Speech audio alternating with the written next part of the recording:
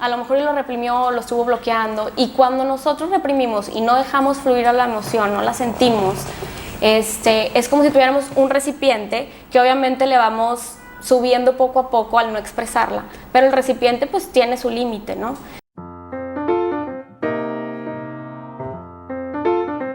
Hola, bienvenidos a Robert Host, una charla sobre salud y bienestar.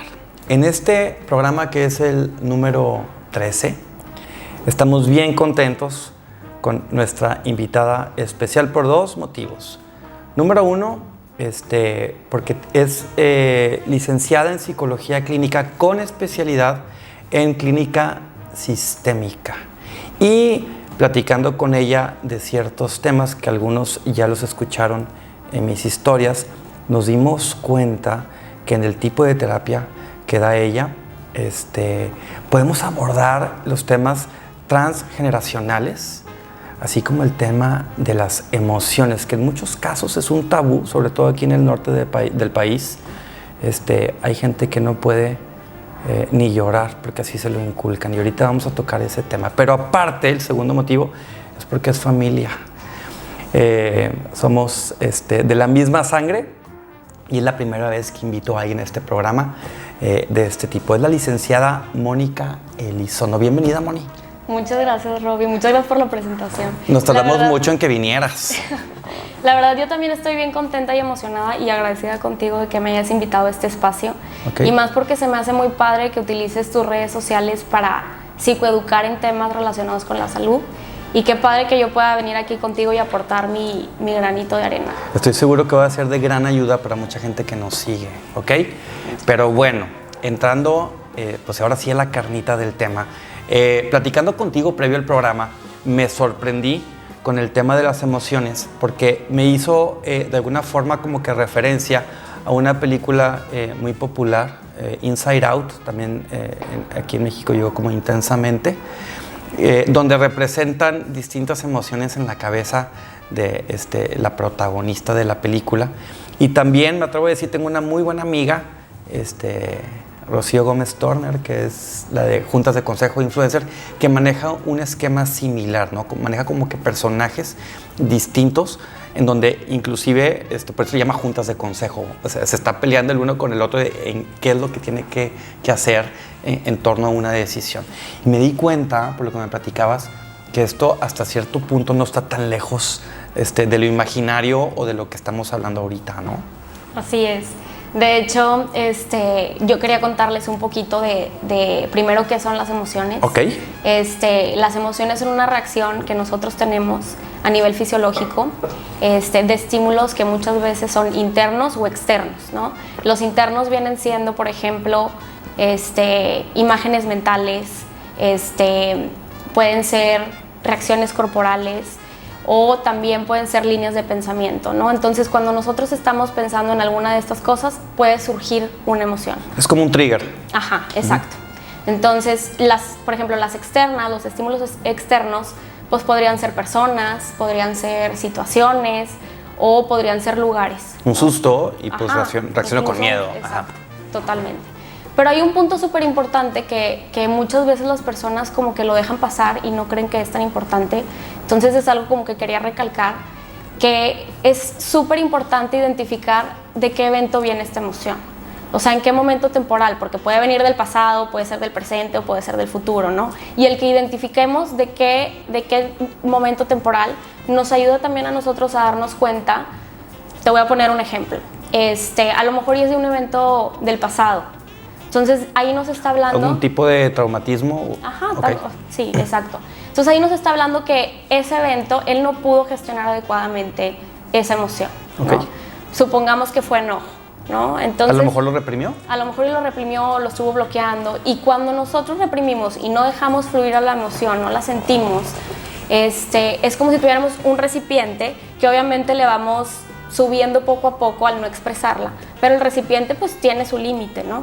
Entonces llegan a un punto en que estas emociones van a buscar una vía de escape, ¿no? Que puede ser, si te va bien, puede ser que llegues a estar en una situación en la que puede ser pequeña o tonta y reacciones de forma desproporcionada. Porque se fue acumulando. porque se fue acumulando. Entonces reaccionas de forma expresiva.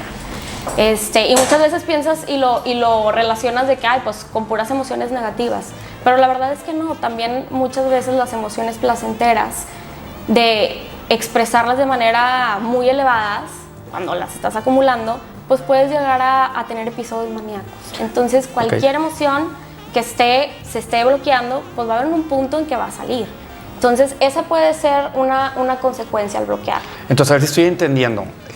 Emociones a lo mejor tanto positivas como negativas, es importante sentirlas en el momento. Claro, y hay algo ahí bien importante, que de hecho las personas tienen como categorizado a las emociones como positivas o negativas, buenas o malas, y realmente, pues sí hay placenteras y displacenteras, ¿no? Pero todas tienen que cumplir una función y nos vienen a dar un mensaje para poder realizar ciertos cambios en nuestro estilo de vida.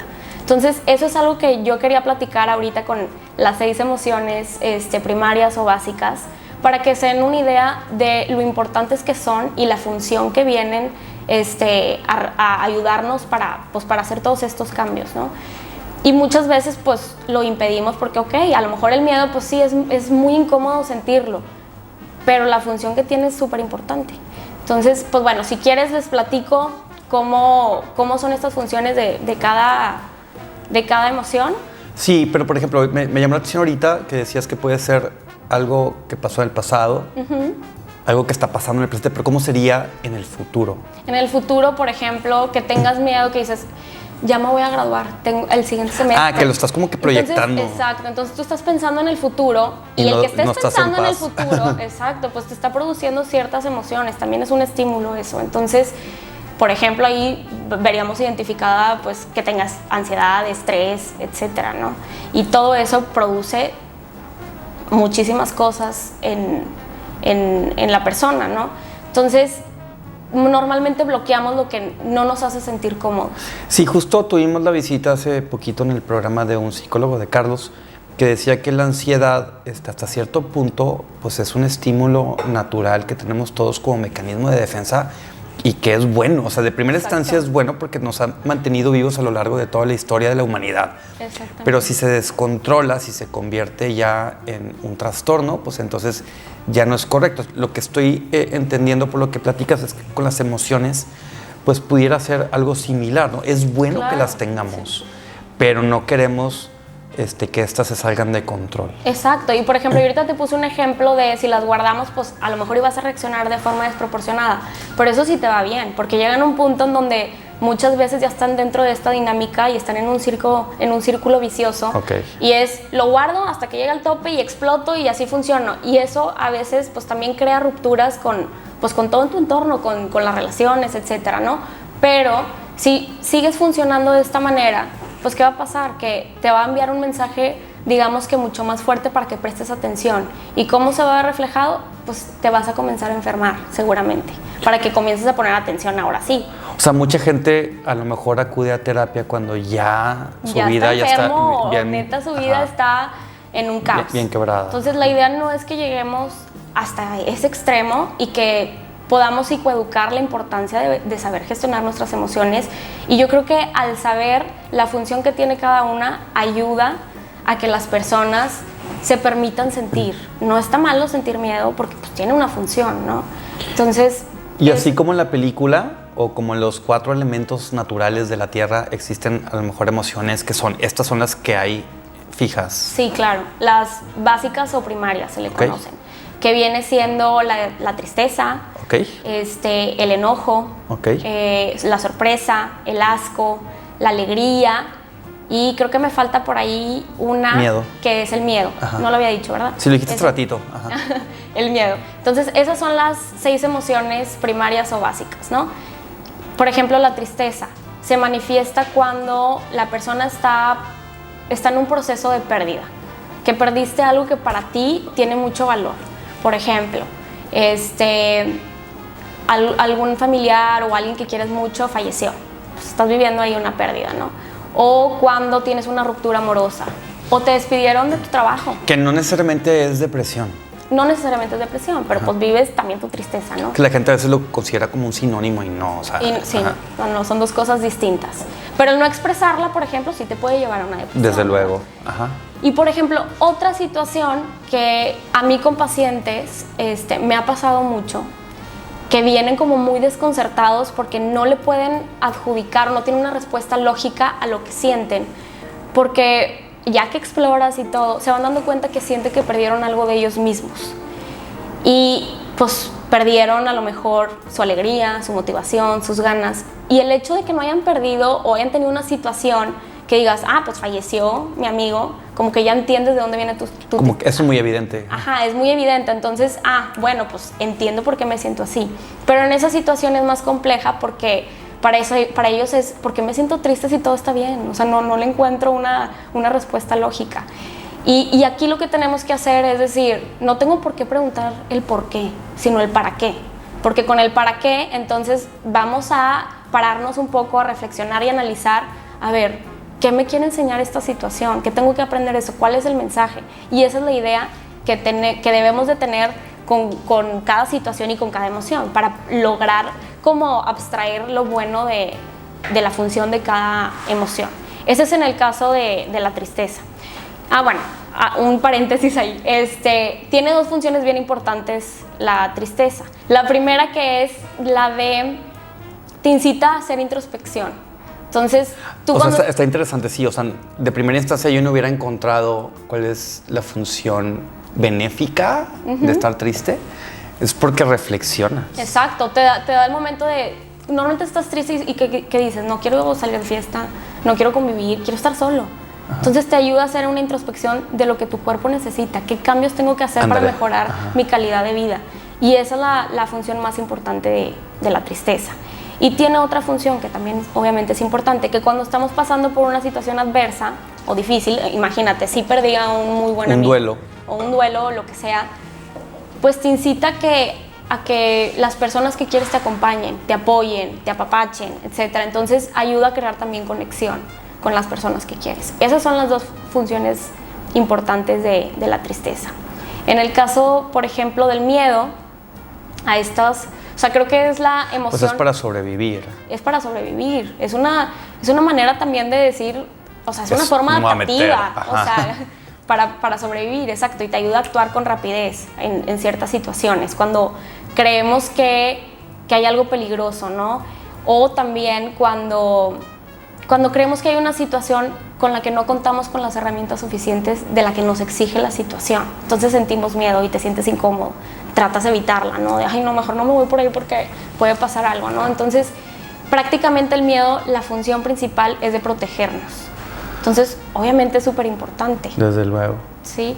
Y luego, por ejemplo, la sorpresa. La sorpresa nos promueve el seguir aprendiendo. Te incita a todo lo que te da curiosidad y aprendes cosas nuevas y también a reaccionar con rapidez en algo que te sorprende y no estabas esperando. O sea, cuando sientes esa emoción, te enfocas literal en lo que... Y actúas entonces mucho más rápido y crea curiosidad, entonces promueve que aprendas y sigas evolucionando también. Entonces, también la sorpresa, que creo que es la que más le hacen, como que, esa no es tan importante. Pues sí es importante porque te ayuda a conocer cosas nuevas. Entonces, eso también es súper importante. Bueno, las 6, la verdad. Y luego, el enojo, si la aplicamos de forma Esa sería asertiva, como que la más negativa, por así decirlo. La más negativa. Pero si la aplicamos de forma asertiva, con la cantidad que debe de ser, sin esperar a que explotemos, nos ayuda a poner límites y decir... exacto. Oye, también es una especie de supervivencia, ¿no? O sea, claro, no te vas a dejar. Exacto. Entonces, eso es lo que nos enseña, por ejemplo, el enojo. Pero si la evitamos... pues en vez de que en verdad llegue con la función que nos va a beneficiar, lo único que vamos a hacer es, haz de cuenta que tener esa energía en contra, ¿no? Nos va a traer muchas consecuencias negativas. Entonces sí es importante como dejarla expresar y sentirla en el momento indicado para que no salga de una forma desproporcionada.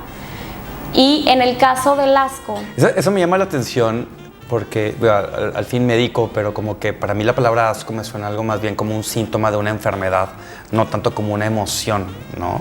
Pero entonces también es una emoción. Sí, también es una emoción. Y de hecho es la que nos ayuda a cuando hay algo que es insano para mí. tanto para el organismo. Sí, tiene un vínculo a lo mejor un poquito más fisiológico, ¿no? Porque si algo está podrido y te das, pues no me lo quiero comer. Sí, no me lo quiero comer, o sea, es peligroso para mi organismo. Incluso también otras situaciones que dices, ay no, o sea, te ayuda a también como a protegerte también, o sea, protege tu organismo. Entonces, todas, si te das cuenta, tienen una función súper importante. Y obviamente esas son las básicas, hay muchas emociones. Y obviamente, sí, son las generales, ¿no? Son las más básicas y primarias. Pero obviamente hay muchas emociones, todas tienen una función, todas tienen un mensaje y la idea es que reflexionemos y nos pongamos a analizar pues cuál es el mensaje que me está trayendo, qué cambios tengo que hacer para mejorar mi calidad de vida, ¿no? Sobre todo alegría también, ¿no? La alegría, claro, la alegría, por ejemplo, muchos dicen, pues, ¿qué función va a tener? Pues nada más sentirme bien. Y la verdad es que no, te ayuda a repetir las situaciones que nos dan placer y eso te ayuda, por ejemplo, a disminuir los niveles altos de cortisol que se presentan cuando hay mucho estrés, por ejemplo. Y el tener esos niveles altos de cortisol, pues es muy dañino para el organismo. Y prácticamente la alegría es como una vitamina para nosotros. Entonces también tiene su rol en nuestro organismo y es súper importante también dejarla fluir. El tema es que hay que tener un balance en todas estas 6 emociones. En todas, claro. Y de ninguna manera en particular yo creo que a los niños enseñarles a bloquearlas. Sí. Y está en el típico dicho de las niñas calladitas se ven más bonitas. Ajá. O los niños no lloran. Ajá. O si estás llorando es, no te quiero ver llorar, vete a tu cuarto. Qué cómodo, ¿no? Entonces de esta forma, pues ¿qué le estás enseñando a tus hijos al no expresarlas? A que de adultos sean personas que no tienen inteligencia emocional y no la sepan gestionar. Entonces aquí sí es como súper importante concientizar a los papás sobre este tema. ¿Cómo le harían los padres para enseñarles a sus hijos al revés a sentirlas? A sentirlas. Pues mira, este tema a mí me encanta. Sí. Es mi favorito. Primero que nada, los papás tienen que entender, ya como lo explicamos ahorita, que las emociones son importantes y las tienen que sentir. Y para que los niños vayan reconociendo esas emociones, tienes que acompañarlo a que las viva y las sienta. Y tú, sentarte con él o con ella. Sí, en el momento está pasando y lo que tienes que hacer es contenerlo. El niño en su desarrollo y su madurez no tiene la capacidad de hacerlo como nosotros, ¿no? Entonces es bien importante que tú lo acompañes en ese proceso de su berrinche o lo que sea que haya estado pasando para que tú lo ayudes a identificar con él ya que esté más calmado. Ya que esté más calmado, tiene la apertura de escuchar. Entonces ya hablas con él, oye, ¿sabes qué? Estabas muy enojado porque a lo mejor y no lo dejaste que acomodara los cuchillos porque pues obviamente es peligroso, pero si tú le explicas la situación y le planteas una alternativa, seguramente las cosas van a funcionar mejor, pero la idea es que tú vayas haciéndole que el niño reconozca esas emociones poco a poco, ¿no? Entonces en situaciones próximas pues el niño a lo mejor iba a ser más sencillo el controlarse, ya sé, estoy enojado, estoy triste y no pasa nada, está bien sentir las emociones, pero normalmente los papás pues hacen lo contrario. ¿Por qué? Porque a lo mejor no quieren batallar. Incluso yo a veces digo, oye, pero hasta nosotros como adultos nos pasa, o sea, hay veces que no has comido y estás de pésimo humor y seguramente como ya tienes la capacidad de gestionarlo a nivel de desarrollo y madurez, pues lo puedes disimular con ciertas personas, pero si llegas seguramente con tu pareja, con quien tienes confianza, te aseguro que ahí vas a sacar el cobre, como quien dice, ¿no? Claro. Y vas a expresarte con tu mal humor. Entonces, si a nosotros nos pasa incluso, pues a los niños también. Entonces, no es malo que los niños a veces hagan sus berrinches porque aparte es parte de su desarrollo. Es bien importante para ellos esos berrinches porque aparte es una oportunidad para nosotros como papá, el aprendizaje que les vas a dar a tus hijos. Y de hecho me voy al otro lado de la moneda. ¿Qué pasaría ahora con ese niño o con esa niña cuando ya están grandes y reprimieron todo? Pues seguramente pues pueden ser más violentos. Okay. Porque esa emoción que desconocen, no saben de dónde viene, que no pueden con ella y muchas veces son violentos. O si están en depresión, por ejemplo. O caen cuando hay situaciones adversas, como no saben gestionar esa tristeza, pues caen en una depresión. Entonces, toda emoción bloqueada, el no sentirla, te trae consecuencias que no son nada buenas. Y esto se resuelve en terapia.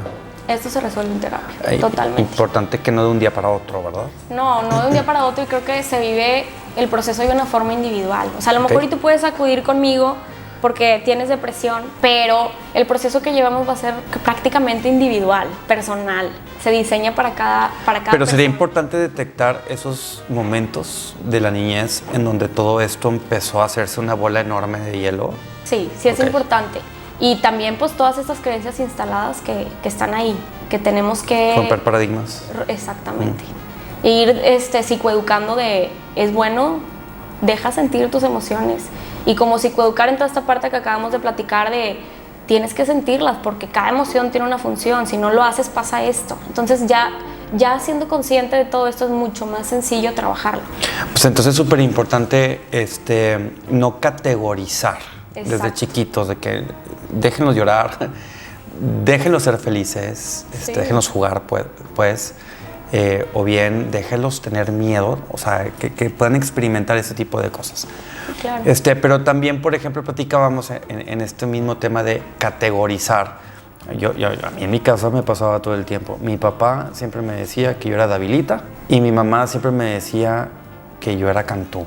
Y casi siempre la categorización se refería a cosas malas. O sea, me la cantaban cuando algo no estaba Te yo haciendo. encasillan. Sí, y ya, yo, pues, ¿qué hice? ¿Verdad? Y esto es un tema, como mencionábamos al principio del programa, que tiene ya consecuencias transgeneracionales. Sí, totalmente. Cuando estamos hablando de patrones transgeneracionales, estamos hablando de que hay una situación que se repite a lo largo de toda la historia familiar. O estamos hablando de que hay dinámicas que no son funcionales y nos tenemos que hacer cargo, ¿no? Así como tenemos información heredada a nivel biológico de tu aspecto, de ay, voy a tener color café, ojos de tal color, etcétera, de cómo va a ser tu aspecto. También de la misma manera heredamos información a través del aprendizaje de los que son nuestro mayor ejemplo a seguir, de nuestro ejemplo a seguir, perdón, que pues vendría siendo nuestra familia y principalmente pues los papás. Pero a veces no somos papás. No, pues con los que te crías más bien, Ajá. ¿no? O sea, por eso digo, principalmente los papás, pero si a lo Sí, puede ser el mejor- abuelo, la abuela. Ajá. exacto, todo tu sistema familiar. O el hermano mayor. lo que sea. Exacto. Ajá. Porque pasa mucho que tu sistema, mira, creo que para entender los patrones transgeneracionales hay que saber qué es un sistema. Un sistema está conformado de muchos elementos que tienen pautas de interacción y esto crea un sistema, ¿no? ¿Quién lo conforma? En este caso que estamos hablando del sistema familiar, lo conforma papá, mamá y los distintos hijos. Ese es el núcleo familiar, pero también te puedes ir escalando a generación y generación y pues también sigue siendo tu sistema familiar, ¿no? Pero como tú adquieres todo este aprendizaje de creencias, de dinámicas de relacionarte, ideologías, etcétera, vienen de tu familia nuclear, porque ellos lo adquirieron de su familia nuclear y así se fue. Y ese patrón se repite. Y ese patrón se va repitiendo. Ajá. Y te encasillan como, te voy a poner un ejemplo para entender un poquito esa parte de los patrones.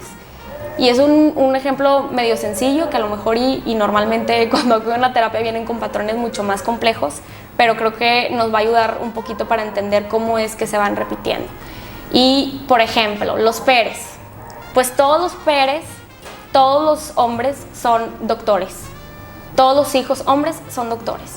Entonces, de cierta forma, tú creces con cierta presión y encaminado a que tienes que ir por ese camino. Es el negocio familiar y tienes el nombre. Es el negocio familiar. Ajá. Y tienes que cumplir. Todos los Pérez son doctores.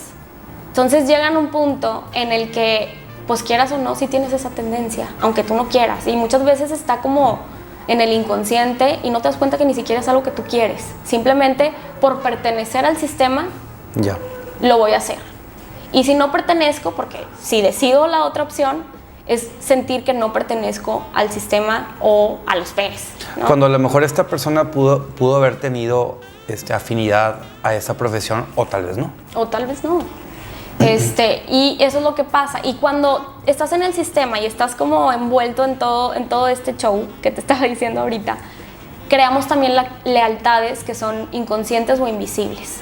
Entonces, al momento de que tú te des cuenta y digas, oye, es que yo no quiero ser doctor, pero pues tengo que continuar con el legado de la familia Pérez. Y a lo mejor se dan cuenta ya graduándose o ya graduados. Ajá, que suele pasar muchísimo. Pero a lo que me refiero con estas lealtades es que si no lo hago, pues voy a sentir muchísima culpa. y ya el sistema familiar no va a continuar como con el transcurso en el que iba. Entonces, por eso es a veces tan difícil como romper con estos patrones, porque tenemos ciertas lealtades con nuestros familiares y queremos pertenecer. Y si no lo hacemos, ya no nos sentimos parte de los Pérez, ¿no? Y es por eso que es como complicado romper con estos patrones. Y así como en las emociones que hay 6 básicas, ¿habrá patrones básicos? Sí, de hecho hay 4 patrones. Uno es el emocional, que es, por ejemplo, aprendemos también cuando estamos pasando a lo mejor por una situación adversa, aprendemos de nuestros familiares a cómo afrontarlas.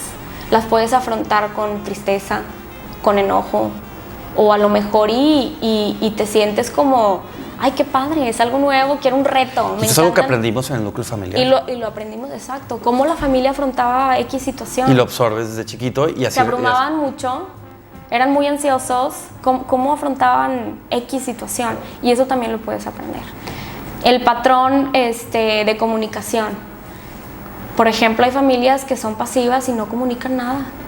Y los hijos, ¿cómo se sienten? Pues, ay, como eso es lo normal para ellos. Sí, entonces ellos también crecen con eso de, pues no, yo no expreso emociones, y se va haciendo como ese patrón de yo no expreso emociones ni las siento, ¿no? O eso piensa, ¿no? Eso piensa, ¿verdad? Porque también eso, pues obviamente ya hablamos de las consecuencias. Ajá.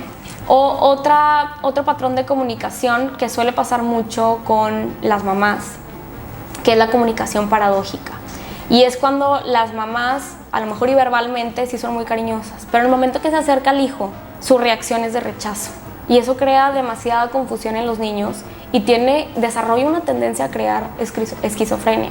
Entonces, este tipo de... ¿Pero por qué pasa eso? No me quedó muy claro. Porque es como doble comunicación.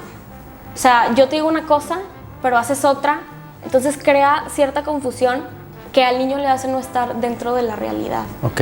¿Pero es un tipo de chantaje emocional también o no? No. Okay. Es un tipo, yo creo que es algo también muy inconsciente de las mamás. Y seguramente, ahí viene el patrón, de que a ellas así fueron sus mamás con ellas. Entonces es como normal. O sea, a lo mejor yo te puedo decir, Robbie, te quiero muchísimo y todo, y el niño va y te quiere abrazar, o yo voy y te quiero abrazar, y es, ay no, espérame, estoy viendo la tele. Entonces el niño es así como, ¿me quieres o no me quieres? Okay. Me estás comunicando por 2 vías. Y en realidad no es algo malintencionado, o sea, la mamá no se está dando cuenta.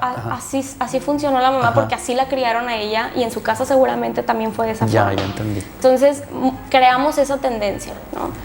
Entonces, ese es uno de los patrones que se ve mucho con las mamás. Okay. Ahora, el otro patrón es el relacional, que es cuando hay familias que hay infidelidades, cuando hay violencia en la familia. El abuso es más conductual, okay. El patrón conductual.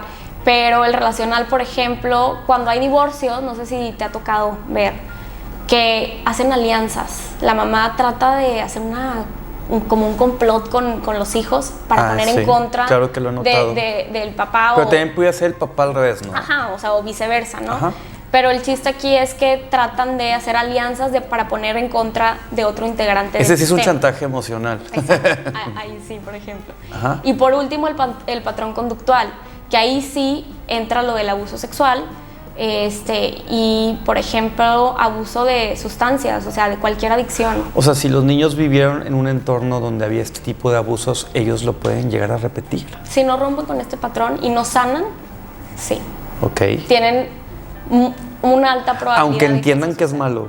Aunque entiendan que es malo. Porque muchas veces lo tenemos consciente, pero hay veces que dices, lo volví a repetir, lo volví a hacer. Ajá. No me di cuenta. Mi papá me pegaba y ahora yo pego. Sí, se va pasando de generación en generación, y es por eso que es tan importante el acudir a terapia y realmente llevar un proceso con un profesional. Porque por más que yo lo tenga consciente, pues si tienes 30 años, pues llevas 30 años funcionando de esa manera. Ajá. Y aunque tú reconozcas que es algo dañino para ti y que no quieres ser así, no es así de fácil. Si funcionaste así 30 años de un día para otro, ya voy a cambiar, es muy complicado. Entonces, sí es importante como llevar el procedimiento que requiere, porque aparte pues son diferentes patrones, entonces cada uno pues se va a llevar de forma distinta, y como te mencionaba hace rato, pues la terapia, aunque alguien asista con un mismo tema, se va a abordar de forma distinta, dependiendo de las necesidades de cada persona y del contexto y todo, ¿no? Pero sí hay ciertas estrategias que podemos utilizarlas como como un curita. Anda, es lo que te iba a preguntar, con la ansiedad había estrategias muy puntuales para sacarte de la bronca en el momento. En el momento, sí. ¿Cuáles serían esas? Por ejemplo, la principal es que lo tengamos consciente. Hacer consciente de sí hay un patrón. O incluso me ha tocado que vienen a terapia, es que esta dinámica no me funciona. Estoy teniendo un chorro de problemas con X dinámica con mi pareja. Y entonces, profundizando, te das cuenta, oye, hay un patrón. Sí, es lo que te quería preguntar, ya que lo mencionas. O sea, a lo mejor una persona que todavía no está 100% consciente de este patrón que está repitiendo. Vamos a suponer que el papá golpeó a los hijos porque él así lo vivió. A la hora de golpearlos, pudiera llegar a sentir cierta culpa. Claro. No sabe por y qué, decir, pero... yo no quiero ser así, pero no sé por qué no puedo parar de hacerlo, no entiendo. ¿Ahí es donde va el curita? Ahí es donde va el curita, que muchas veces dicen, yo no quiero seguir relacionándome de esta forma porque obviamente llegan a un punto en donde las personas también van a tomar su distancia contigo, ¿no? Entonces vienen a terapia y dicen, ya no quiero cambiar esta dinámica. Y muchas veces explorando, cuando nosotros en la terapia sistémica hacemos algo que se llama genograma, que es más o menos lo mismo como si hicieras tu árbol genealógico, nada más que lo plasmas y tú puedes ver la relación que tiene el paciente con todo el sistema familiar. Entonces también te das cuenta si hay patrones de generaciones más arriba. Entonces ya es más fácil como identificar, es un patrón transgeneracional. Sí, porque es típico a lo mejor que también el varón golpea a la esposa y dice que va a cambiar y claro que no vuelve a caer en lo mismo, ¿no? Exacto. Y puede pasar que dices, tengo hijo y hija, y los dos vivieron en el mismo entorno. Seguramente el hijo va a ser el golpeador y la hija pues va a ser la que reciba los golpes. Así es. También puede suceder. O puede ser que también sean mujeres que pues también ejerzan esa violencia con sus parejas. Y si el paciente ya está consciente de que está en un patrón, ¿qué puede hacer cuando está enfrentándolo una vez más? Lo más importante es reconocer y hacernos responsables de lo que estamos haciendo, o sea, del patrón, de esas conductas. Porque muchas veces se instalan mucho en, es un patrón. Por culpa de mi abuelito o mis abuelos, yo estoy repitiendo este patrón. Y el instalarnos en esa mentalidad es como declarar de que ya es un hecho de que lo vas a repetir. O sea, tienes que hacerte responsable y entender que el legado, tú sabes qué haces con ese legado. Y aparte voltear atrás, qué padre que, es transgeneracional, no eres el primero, no eres el que comenzó. Tienes la oportunidad de voltear atrás y ver las consecuencias de tus familiares. Entonces aquí tú ya tienes la oportunidad de decir, tengo el camino de seguir por el mismo camino y ya sé cuál es la consecuencia, ya sé lo que me espera, o tengo el otro camino y tengo la oportunidad de decir, quiero cambiar mi vida, o sea, no quiero seguir viviendo de esta forma. Entonces esto a veces ayuda a abrir un poco los ojos y el que vean cómo les fue a sus otros familiares, o ayuda mucho cuando ya tienen hijos que dicen, yo no quiero que mi hijo viva esto que yo viví, ¿cómo le hago? Lo quiero romper. Entonces, el hacernos responsable de lo que vamos a hacer con el legado que tenemos es nuestro, y eso ayuda mucho a romper con los patrones.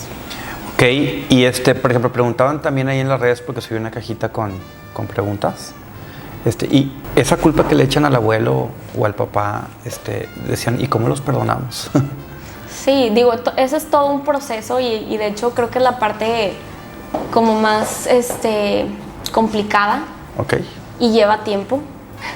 Ya cuando la persona puede decir no por qué, sino para qué, como que qué aprendí de esto, ayuda a integrarlo. Pero cuando queremos echarle la culpa y criticar y todo, es que el pasado no lo integraste. Porque quieras o no, esa persona te dio la vida. O sea, porque por él nació tu papá y por tu papá estás tú aquí. Entonces, de cualquier forma, tienes que dar las gracias, porque por él estás aquí. Correcto. Hoy, ¿no? Y con tu papá pues por él eres lo que eres ahorita también. Y todas las situaciones, aunque sean muy complicadas, buenas o malas, te ayuda a ir evolucionando también. Entonces, como el que puedas integrar las situaciones adversas y que puedas sacar el aprendizaje, nos ayuda a ver un panorama distinto. A lo mejor también el analizar un poco de empatía de Claro, por qué también. tu papá o tu mamá actuaba de esa forma, pues es que también tienes que entender que a ellos les fue como en feria, exacto, ¿verdad? Exacto. Sí, claro. Aparte del que ellos lo estén viviendo es, tú mismo te estás dando cuenta que no es tan fácil. Ajá. Y así como tú estás repitiendo un patrón de tu papá repite un patrón de su papá. Y no quieres que piensen de ti como tú piensas de ellos. Exacto. Ajá. Y digo, muchas veces, cuando es transgeneracional, puede pasar, no en todos los casos, pero sí es frecuente que, no sé, digamos que eres el de la tercera generación. Pues con generación en generación, a lo mejor la situación va agarrando fuerza. Ok. Como no se sanó en el pasado ni en el antepasado, como que es como si fuera creciendo. Entonces, por eso ya llegan a un punto en donde ya es casi insostenible y es evidente que hay que romper con ese patrón.